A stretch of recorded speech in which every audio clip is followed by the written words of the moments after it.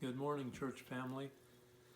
This is the second time I've recorded this because the first time I didn't do something right and it didn't work. And so, take two. Anyway, my message for this week kind of is based on something Pastor Bill talked about last Sunday. He talked about meeting J.R. Miranda. Sorry, J.R., for using your name here without permission, but I know you wouldn't mind. Anyway, Bill told the story of going to buy a chop saw from J.R. They ended up in a conversation about Jesus Christ and about church, and J.R. had been prepared already by the Lord as if he might know Bill would come there. They were ready to talk about it, and now we have J.R. with his whole family in our church. Those things are beyond what we could deny, how God puts them together without us even knowing it. But Pastor Bill was playing the part of a servant. He was willing to somehow bring out the message of Jesus Christ to J.R. just in the midst of a transaction where he would buy a chop saw. And so I thought that this week I would just share a few instances like that and see if you can relate them to opportunities in your own life that God will give you to share his message with others. Bill also talked about Cornelius and the fact that he sent for Peter, and Peter came and shared the gospel with him in full. That's two people that were both prepared by God. Cornelius had obviously been told in a message by an angel that he was to get Peter on up there, but Peter knew it too, that he was to go there and share the message, and that's how God works in people. I guess the first thing I will share is about a time in Home Depot many years ago. I had my niece with me and Annette's younger sister with me, and I don't even remember why we were there other than what I'm saying. God must have prepared for us to be there. But anyway, they're both teenage, young, pretty girls, and we're in there, and we see a guy down the aisle someplace I must have been going, and as it would be, this is a really good looking guy and a young guy, pretty close to their age, a little bit older of course. And so anyway, he came walking right up to us and he said, "Can I do something for you?" And without even rehearsing it or thinking about it, I said, "I was just thinking the same thing about you." And he looked a little bit puzzled and said, "What do you mean by that?" And I said, "Well, I think God would like me to ask you if you know him or if you have any plans on knowing him." And the guy's face kind of flushed a little bit, and the exact words he said to me, well, not exact, I can't remember well enough to quote him, but he said to me, he said, "This is so crazy." He said, "None of my family has ever went to church, or nobody I even know." And he said, "This morning when I came to work, I was wondering if I'm needing to look into that to find out who God is and why people go to church." And so I was able to share the message with him, with both of these young girls standing there, seeing how that's supposed to be done, I guess. And that's just one story with how God arranged that. But I didn't go there looking for that young man, and he didn't go there expecting to find an old guy that would tell him about the gospel. But it works that way. And I'll share a couple more, 3 more I guess. And remember that this is just not to brag about me meeting people and being willing to give them the message, but it's about you guys. I know you guys. If you're watching this video, I know you. And God will use you this way, and you probably have better stories that you could tell me. I'll tell you about a stepdad that I had once, and he was a mean kind of guy. I hope my half-brother doesn't ever hear this message. But anyway, Bill was pretty mean. When I was 4 years old, he would be mean to my mom. I don't know how to say that, but he would be. And he would throw whiskey glasses against the wall and break them.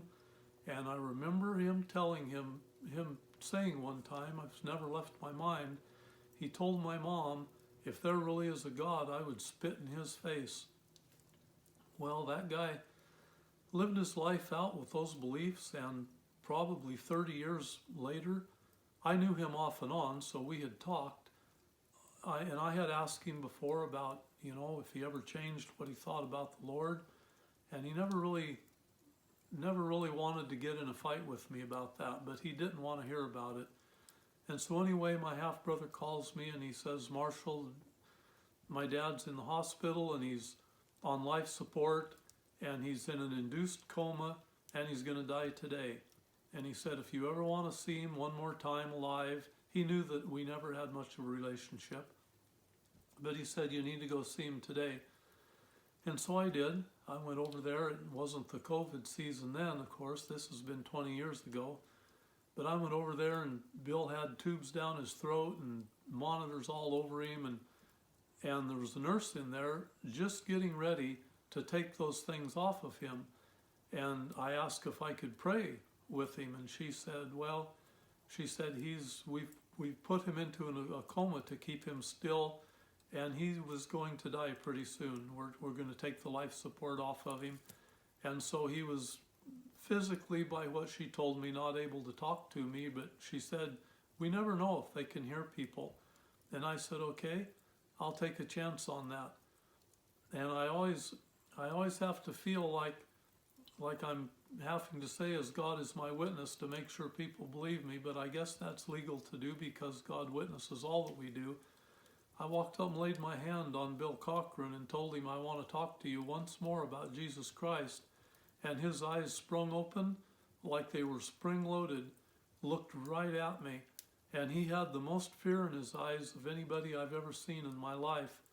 And I talked to him about Jesus, and he couldn't talk, of course, with all the tubes down his throat. And I told him that it was never too late. I said, Bill, I know you've hated God all of your life, but I said, you've got one more chance right now. It's not my call, but you have one more chance before you see Jesus to either accept him or not. And pretty quick his eyes just went shut again. And I don't know that he was dead right at that moment, but she asked me to leave the room.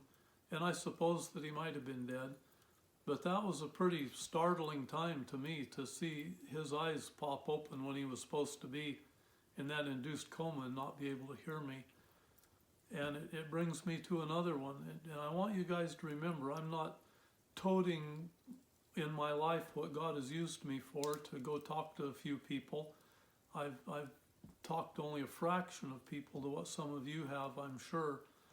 I've never been a really outgoing kind of a guy. But anyway, the next one, and I guess I'm using people's names here, so I might as well go ahead. Sorry, BJ, if you ever get to where you can watch this. But BJ Leach, he owns Addiction Motorsports down in Woodland. He lives on the edge.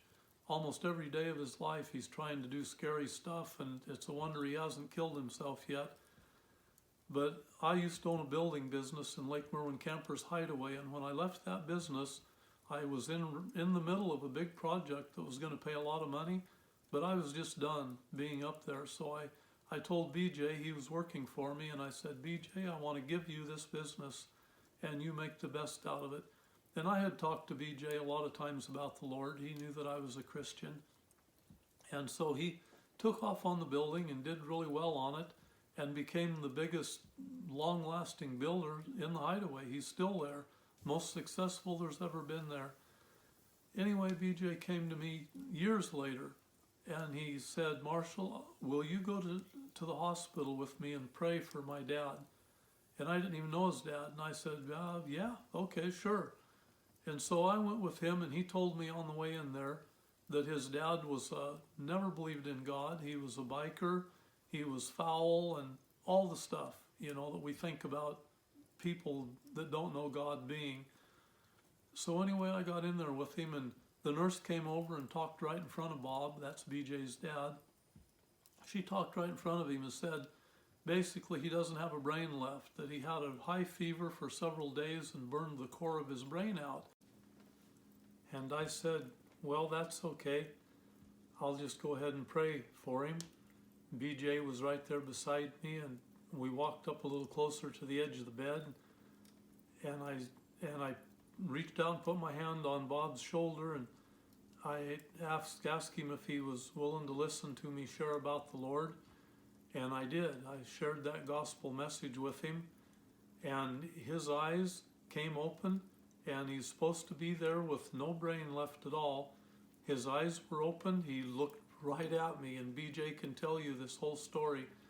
And he looked right at me, and I asked him when I was finished if he wanted to accept Jesus Christ to be his Savior.